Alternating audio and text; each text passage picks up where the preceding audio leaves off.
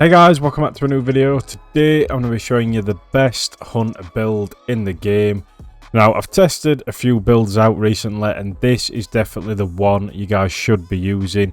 But before we do start with today's video, if you guys are new to the channel, make sure to subscribe, drop a like on today's video, and with that said, let's jump straight into the build. So we are starting off with the brand new Prismatic subclass. Now, there's a lot of combinations you guys can make with this, and I'll be uploading a lot more in the future.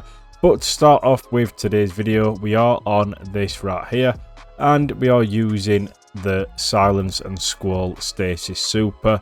Now, this is an absolute insane super. It can freeze enemies, and it's quick, easy, and it doesn't really get you damaged like the others where you have to be up close. They're not really good for end game. This is definitely one of the best. And then we are pairing it with Gambler's Dodge, Triple Jump, Combination Blow. This is the main part of the build, so make sure you have this on. And pair it with a Dustfield Grenade. Honestly, I've never really used these before, but trust me, if you guys put this on, it does help out, especially when you can freeze enemies super quickly. Then for our aspect, we do have Winter Shroud. Dodging slows nearby enemies. Slowing targets briefly increases your class ability regeneration. Then we do have Stylish Executioner. Defeating a target grants invisibility. After performing a stylish execution, your next melee attack while invisible weakens targets. So as you can see, it is synergized with the Combination Blow, which is great. Then for your fragments, we do have Facet of Balance, Facet of Protection, Facet of Courage, Facet of Ruin, and Facet of Purpose. Now, I will leave a dim link in the description as always to this, so definitely check that out. Now, weapon wise, you can pretty much run anything you guys want. There's no sort of weapons for this build. It is more about your melee, so I just recommend running high DPS weapons or weapons you guys do like for this certain build. Then we do have the stats. I'd always recommend high resilience, especially lower on, just for that higher damage. Decent recovery. I do have 100 discipline, just so I can get my freeze grenades faster, because it does get you out of a lot of situations that you probably wouldn't get out of. Then moving on to the helmet.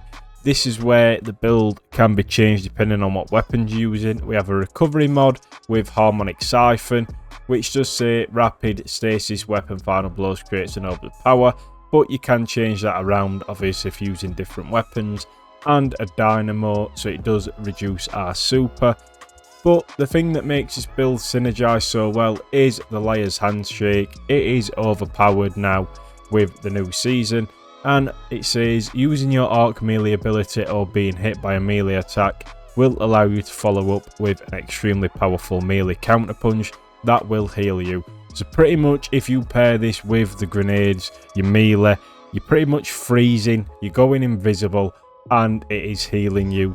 So you're pretty much unkillable by using this certain build.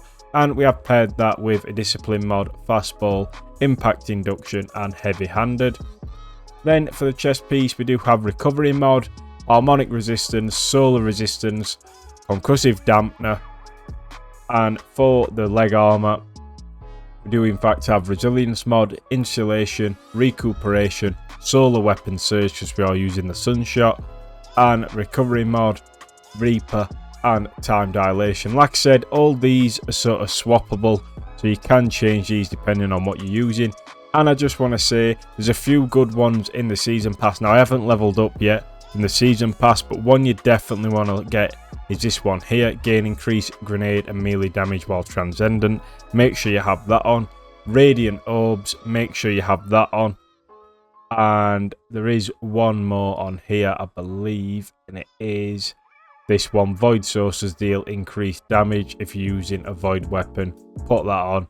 And then this one, while you have an arc or prismatic subclass equipped, incoming damage from combatants is reduced while amplified. So definitely put them on if you guys can. But like I said, this is more a beginner build, but it is insane, especially in higher tier activities, which I will show you right now. But like I said, if you're new, subscribe. I'll leave you with a gameplay of the build. Let me know how you find it. And as always, I will catch you in the next one.